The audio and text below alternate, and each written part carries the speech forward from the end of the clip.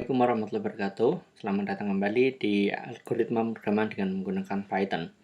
Kali ini kita akan membahas suatu topik yang ya agak sedikit susah untuk dipahami, tapi kita membahas agak santai dan kita membahas dasarnya saja, yaitu fungsi rekursif. Sebelum saya menjelaskan definisi apa itu fungsi rekursif, saya akan menjelaskan terlebih dahulu kapan kita akan menggunakan fungsi rekursif. Jadi ada studi kasus seperti ini. Ada kalanya kita disodori sebuah data dalam bentuk list atau list multidimensi. List multidimensi, kemudian kita diminta untuk memproses semua elemen yang ada di dalamnya. Sebagai contoh, kita memiliki list 2 dimensi seperti ini. Ada 1, 2, 3, 4, 5, 6, 7, 8, 9, dan 10, 11, 12. 4, 5, 6, dan 7, 8, 9 ini di dalam list adalah sebuah list. Kita diminta untuk memproses semua elemen list ini. Jadi bukan hanya yang di dimensi pertama saja, tapi termasuk yang di dimensi kedua kita juga diminta memprosesnya. Memprosesnya itu misalkan untuk menghitung atau untuk ngeprint dan lain sebagainya. Dicontohkan di sini kita diminta untuk menghitung semua angka yang ada di dalam list 2 dimensi ini hasilnya apa. Kita ketahui bahwa di sini seharusnya kalau kita mengecek semua elemen ini, maka harusnya jawabannya ada 12. Kita bisa menggunakan fungsi learn yang sudah ada dalam Python untuk menghitung elemen list. Oke, tapi sebelumnya di sini agar kita bisa mengotak-atiknya, kita copy dulu ke Google Colab yang baru. Oke, jadi di sini kita sudah bisa mengotak-atiknya. 2 dimensi di sini, kalau kita jalankan learn, hasilnya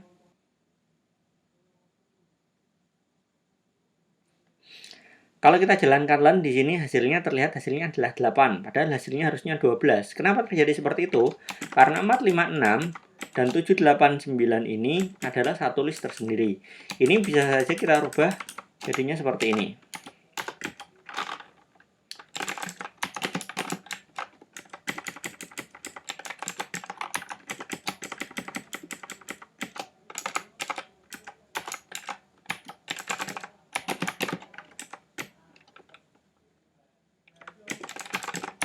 Oke, kalau seperti ini terlihat lebih jelas ya, bahwa di sini memang ada 1, 2, 3, 4, 5, 6, 7, 8. 8 elemen. Padahal yang dimaksud kita tidak hanya memproses yang list dimensi pertama saja, tapi juga kita diminta untuk memproses semua yang ada di dalam dimensi kedua. Oke, karena kita tidak dapat menggunakan fungsi learn pada Python, akhirnya kita membuat fungsi sendiri. Katakanlah kita membuat fungsi, fungsinya adalah hitung elemen. Hitung elemen di sini parameternya adalah list multidimensi. Apa yang dilakukan fungsi hitung elemen ini? Kita tahu bahwa 4, 5, 6, dan 7, 8, 9 ini adalah sebuah list. Jadi kalau misalkan kita bisa mengecek, oke, kalau dia adalah angka, maka kita akan menghitungnya. Tapi kalau dia adalah list, kita melakukan perulangan lagi untuk mengecek isi di dalam listnya. Kemudian hasilnya ditambahkan dengan yang ada di depannya. Misalkan kita berpikiran untuk seperti itu. Berarti fungsi hitung elemen ini kita menggunakan 2 for di sini. For yang pertama adalah untuk menghitung list yang dimensi pertama. Kemudian kita mengecek apakah type-nya, apakah di sini tipenya adalah tipe list atau bukan. Jika tipenya adalah list, if type element is list, maka kita melakukan for yang kedua, kita melakukan loop yang kedua untuk mengecek di dalam sub elemennya, ini, apakah sub elemennya itu isinya berapa, kemudian hasilnya nanti akan kita tambahkan juga. Setelah kita buat fungsi hitung elemen seperti ini dijalankan, ya betul kita sudah dapat hasilnya seperti yang kita harapkan, yaitu 12. Sudah oke ya. Terus kemudian ada orang yang datang lagi dengan memberikan list kepada kita. Isinya hampir sama ya, 1, 2, 3, 4, 5, 6, 7, 8, 9, 10, 11. Hanya saja kali ini lebih rumit karena dia tidak hanya satu dimensi. Ada yang satu dimensi, ada yang 2 dimensi, di dalam dimensi kedua ada dimensi lagi, di dalam dimensi ketiga ada dimensi lagi, dalam dimensi ketiga ada dimensi lagi. Ini ada berapa ini? 4 atau 5 dimensi. Kalau kita menggunakan fungsi hitung elemen ini, oke, kita coba dulu dengan menggunakan len. Kita coba dengan menggunakan fungsi len, hasilnya cuma 4. Ya, karena ini satu list sendiri, di dalamnya dia tidak diisi apa-apa. Ini kemudian elemen ketiga dan elemen keempat ini adalah list juga. Jadi dia hitung 4 elemen.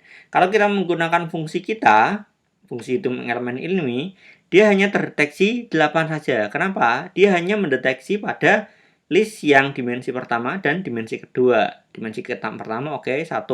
Ini dimensi kedua oke, 2, 3. Ini dianggap satu elemen. Karena dia hanya mendeteksi sampai 2 dimensi saja. 1, 2, 3, 4, 5, 6, 7, dan 8. Hanya seperti ini saja. Ya, berarti kalau kita menggunakan di sini ada list 4 dimensi atau list 5 dimensi, kita harus for-nya ini 4 atau 5 menggunakan cara seperti itu. Tapi kita kan tidak bisa memastikan apakah nanti data yang diberikan memang hanya 5 dimensi atau bahkan nanti 10 dimensi, 19 dimensi, 20 dimensi, kita nggak akan pernah tahu. Jadi kalau kita harus mengakomodasi itu semua, kita bisa buat for ini sampai 100 dimensi mungkin. Dan itu sangat tidak cocok. Nah, pada kasus pengolahan yang seperti ini, yang kita tidak tahu berapa kedalaman nested loop, kita tidak tahu berapa ada banyak for di dalam for, kita bisa menggunakan rekursif. Oke, setelah tahu gambaran kira-kira kasus di mana rekursif itu digunakan, kita sekarang bicara tentang definisinya. Apa itu fungsi rekursif? Rekursif dalam kehidupan sehari-hari itu sering kita temui ada sebuah anekdot, pertanyaan, mana yang lebih dulu, ayam atau telur? Oke, ya ayam menetas dari telur dan telur dikeluarkan oleh ayam. Jadi mana yang lebih dulu, ayam dan telur? Antara ayam dan telur ini dia rekursif karena ayam membutuhkan telur dan telur juga membutuhkan ayam. Oke, meskipun secara saintifik sudah ditemukan bahwa harusnya yang duluan adalah ayam, tidak mungkin duluan telur, karena secara saintifik telur tidak bermutasi di dalamnya, tapi yang bermutasi adalah ayamnya. Dan dalam pemrograman, fungsi rekursif bisa kita definisikan sebagai fungsi yang memanggil dirinya sendiri. Jadi di dalam fungsi rekursif ini ada satu bagian yang memanggil nama fungsinya sendiri. Kalau dia memanggil nama fungsinya sendiri, maka dia akan kembali mengulangi proses fungsinya dari awal tersebut sampai selesai. Ini contohnya, contoh fungsi rekursif. Di sini ada fungsi recadd. Ya, ini singkatan dari recursive add. Kita menambahkan angka 1 dan angka 2. Tapi kita menambahkannya tidak dengan cara biasa, tapi kita menambahkan satu persatu dari angka 2 ini. Misalkan angka 1 adalah 5, angka 2 adalah 4, maka kita menambahkannya adalah angka 5 plus angka 1, angka 1, angka 1, angka 1 sebanyak 4 kali. Kurang lebih caranya seperti itu. Kita lihat di dalam fungsi ini ada if angka 2 sama dengan 0, maka dia akan melakukan return angka 1.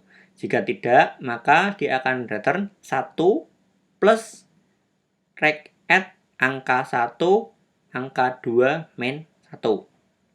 Ya, pemanggilannya seperti ini. Jadi di dalam fungsi recadd ini ada pemanggilan lagi recadd, sehingga fungsi ini mengulangi langkah dari awal melakukan if, else, dan lain sebagainya. Oke, dari sini terlihat bahwa sebenarnya dalam kasus ini tanpa menggunakan rekursif kita bisa menggunakan loop sederhana dengan logika seperti ini, dan ini jauh lebih simpel. Memang dalam banyak kondisi rekursif ini dia bisa digantikan dengan menggunakan loop, entah itu loop dengan menggunakan for ataupun loop dengan menggunakan while. Hanya saja pada kasus-kasus tertentu seperti kasus yang ditunjukkan di atas tadi, penggunaan loop for atau penggunaan loop while itu mungkin akan lebih sulit daripada menggunakan rekursif.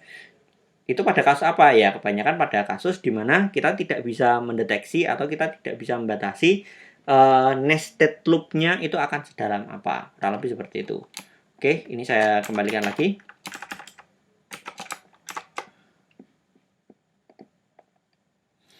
Oke, dari contoh di atas, dari contoh reged ini, kita bisa mengecek ada 3 komponen fungsi rekursif yang nantinya selalu ada pada fungsi rekursif.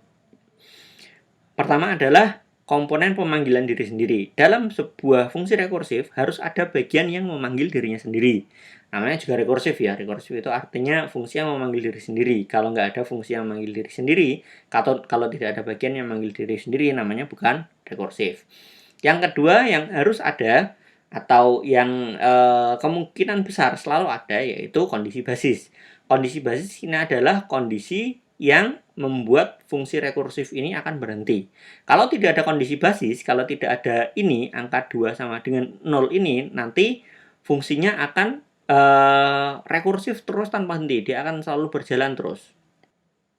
Komponen yang ketiga, ini kita merujuknya sebagai recursive state. Keadaan rekursif. Keadaan rekursif ini yang nantinya digunakan untuk mendeteksi apakah ini sudah saatnya berhenti atau belum. Ini yang nanti akan dijadikan rujukan oleh kondisi basis. Dalam kasus reged ini, yang menjadi pemanggilan diri sendiri adalah reged yang ada setelah return, kemudian kondisi basisnya adalah angka 2 sama dengan 0, artinya sudah tidak ada lagi angka yang akan ditambahkan. Kemudian recursive state-nya di sini adalah parameter angka 2. Oke, kalau masih bingung bagaimana cara kerjanya, di sini saya buatkan visualisasinya.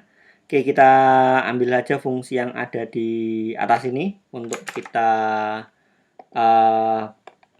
dekatkan ke bawah biar lebih jelasnya ya. Oke, saya tambahkan di sini saja. Oke. Jadi ini adalah fungsi reged yang tadi kita buat. Ini komentarnya dihapus saja. Karena nanti juga akan dihapus semuanya. Saya hanya mendekatkan ini saja. Oke. Oke, jadi cara kerja reged ini, pada waktu pemanggilan pertama, kita memanggil reged 54, maka yang dilakukan adalah dia akan mengecek apakah angka 2 ini sama dengan 0. Tidak. Dia akan ke else. Dia ke else, di else-nya ini dia melakukan return pemanggilan 1 plus reged. Jadi yang dilakukan 0 ini dia akan menghasilkan 1 plus reged lagi. Reged lagi dia akan mengulangi proses dari awal lagi. Proses dari awal lagi, tapi di sini angka 2-nya sudah dikurangi dari 4 menjadi 3. Sehingga pemanggilannya adalah 1 plus reged 5 dan 3. Hasilnya, karena masih belum 0, maka dia akan menghasilkan 1 plus, ini ya, 1 plus reged 5, angka 2 min 1 jadi 5 dan 2. Ada pemanggilan reged lagi, naik lagi ke atas, kita manggil, masih belum 0, maka dia akan manggilnya 1 plus reged 5 dan 1. Masih belum lagi, kita naikkan ke atas, ketemu 1 plus reged 5 dan 0. Nah, karena di sini angka 2 yang dijadikan recursive state sudah 0, dia masuk ke kondisi basis. If angka 2 sama dengan 0, dia sudah 0, maka reged ini dia akan menghasilkan angka 1, yaitu 5. Kesalahan 5 di sini ya. Setelah itu, hasilnya ini nanti akan dijumlahkan dengan 1 di depannya. 5 plus 1. Hasil dari 5 plus 1 tambahkan plus 1 lagi. Hasil dari ini ditambahkan lagi ke sini, tambahkan lagi ke sini. Sehingga ketemunya 5 plus 1 plus 1 plus 1. Hasilnya adalah 9. Jadi, cara kerja fungsi rekursif adalah seperti itu. Dia akan memanggil kembali fungsinya dengan menggunakan parameter recursive state yang sudah dikurangi untuk menuju kondisi basis. Kemudian setelah sampai kondisi basis, hasilnya seperti apa?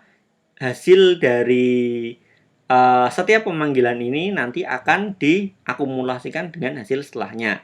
Tergantung ini perintahnya apa ya. Kalau dari di sini perintahnya adalah plus 1 plus 1 plus 1. Itu contoh sederhananya. Sekarang kita kembali lagi fungsi hitung elemen tadi. Bagaimana cara mengimplementasikan fungsi rekursif pada fungsi hitung elemen tadi? Dalam kasus fungsi hitung elemen, kita tidak bisa memprediksi ada berapa banyak sih nested listnya, ada berapa banyak dimensi yang ada di dalam list tersebut. Makanya kita gunakan fungsi rekursif aja. Kalau memang yang sebuah elemen tersebut adalah list, maka kita ulangi prosesnya dari awal. Nanti dia akan mendeteksi lagi apakah list, dia akan mengulangi dari awal lagi dan seterusnya. Kita jadi merubah fungsi hitung elemennya jadinya seperti ini. Oke, yang tadi di sini jika type elemen adalah list, kita menggunakan for. Di sini kita tidak lagi menggunakan for, tapi di sini kita menggunakan fungsi hitung elemen. Tapi yang dimasukkan ke dalam ini, yang dimasukkan ke dalam recursive state ini ya. Recursive state di sini list multi, di sini adalah recursive state. Kita tidak memasukkan lagi list multi, tapi kita masukkan sub elemennya, yaitu di sini elemen yang kita masukkan adalah elemennya. Hitung elemen pada elemen, sehingga nanti dia akan naik lagi masuk ke dalam list multi, kemudian dicek apakah di dalamnya ada elemen lagi atau tidak. Oke, kita buktikan saja apakah ini sudah berhasil. Nah, sudah berhasil dengan menggunakan list yang 2 dimensi, hasilnya betul 12.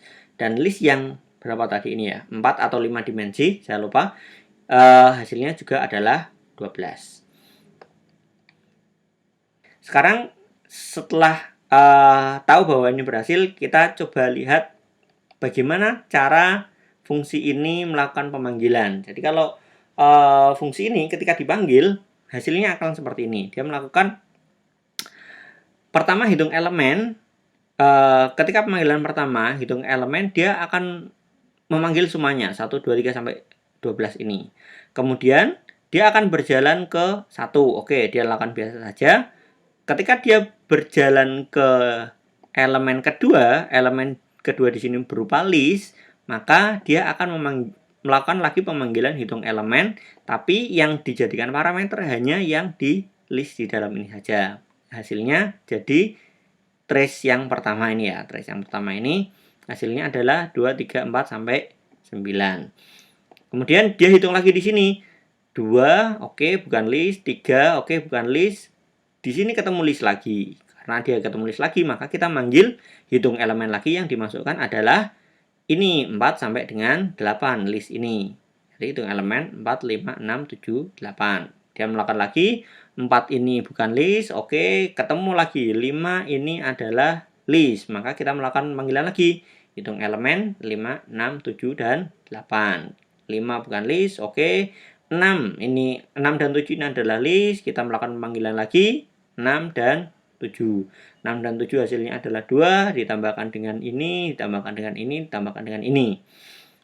Ini masih belum selesai, balik lagi ke sini, 10 bukan list, oke, ketemu lagi di sini 11 dan 12 adalah list, maka dia melakukan pemanggilan lagi hitung elemen 11 dan 12. Jadi begitu cara kerjanya hitung elemen ini. Oke, saya tidak akan banyak memberikan contoh di sini. Silahkan kalian mencari contoh-contoh rekursif yang lain, karena fungsi rekursif ini memang akan lebih mudah difahami ketika sudah ketemu dengan contoh-contoh yang lain. Contoh yang lain apa? Nah, ini contoh yang lain yang biasanya digunakan untuk mempelajari fungsi rekursif, itu biasanya contohnya adalah untuk perhitungan nilai faktorial atau membuat angka Fibonacci. Ini biasanya contohnya kalau untuk pengajaran menggunakan dua contoh itu, menggunakan faktorial atau menggunakan Fibonacci. Meskipun sebenarnya kedua fungsi ini, pencarian faktorial dengan menggunakan Fibonacci, ini juga dengan mudah bisa kita simulasikan dengan menggunakan loop, dengan menggunakan for loop ataupun menggunakan while loop. contoh yang lain yang bukan hanya untuk pelajaran aja ya. Contoh yang lain, kita akan sering menemukan fungsi rekursif ini, misalkan diminta untuk menampilkan menu dengan sub menu yang bersarang secara infinite. Kita tidak tahu ada berapa sarangnya ya, misalkan fungsi menu di atas ini ya. Di atas ini adalah list menu, kemudian di atasnya list menu ini ada menu lagi. Ya, ini kebetulan di sini hanya ada 2 saja.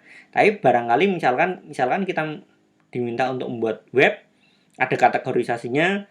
Dalam kategorisasi itu ada subkategori lagi, dalam subkategorinya ada subkategori lagi, dan seterusnya. Diminta untuk menampilkan semua. Kalau kita semua hanya menggunakan for, itu nanti subnya tidak bisa infinite, tidak bisa sebanyak mungkin. Atau memang kalau desainnya seperti itu ya kita menggunakan for saja sudah cukup ya. Tapi karena misalkan harus bisa sampai sedalam apapun ya, kita bisa menggunakannya di sini adalah menggunakan rekursif, itu jauh lebih mudah. Atau kalau tidak seperti itu, biasanya nantinya kalau kita sudah bermain dengan web, ada struktur web itu menggunakan HTML. HTML itu adalah komponen. Di dalam komponen HTML nanti ada subkomponen. Nah itu paragraf, entah itu tabel. Kemudian dalamnya ada subkomponen lagi, dan subkomponen-komponen itu tidak terbatas. Nah, misalkan kita diminta untuk memproses isi dalam sebuah HTML tersebut, nah itu kita juga bisa menggunakan fungsi rekursif ini. Ya, bukan hanya HTML aja ya, termasuk juga tipe data JSON, XML, YAML, dan lain sebagainya. Ini contoh yang nantinya mungkin akan kita temui. Selain contoh ini, ada contoh satu lagi. Ini yang nantinya akan saya jelaskan di video selanjutnya, yaitu algoritma pengurutan. Algoritma pengurutan kemarin kita ada yang sengaja saya skip satu algoritma pengurutannya, yaitu algoritma pengurutan merge sort. Itu nanti akan kita bahas di video kita selanjutnya. Oke, cukup untuk penjelasan fungsi rekursif. Semoga dapat difahami. Kalau masih belum paham, silakan dicek lagi fungsinya ini dari awal. Bisa di replay videonya, berhenti di bagian yang masih belum bisa difahami. Kemudian kalau memang masih tetap ada yang belum paham, silahkan mencari ini ya, contoh lain rekursif. Misalkan ada bisa mencari contoh lain membuat faktorial dengan menggunakan rekursif. Kemudian mau ditanyakan masih bingung, bisa ditanyakan di forum. Cukup sekian dari saya. Assalamualaikum warahmatullahi wabarakatuh.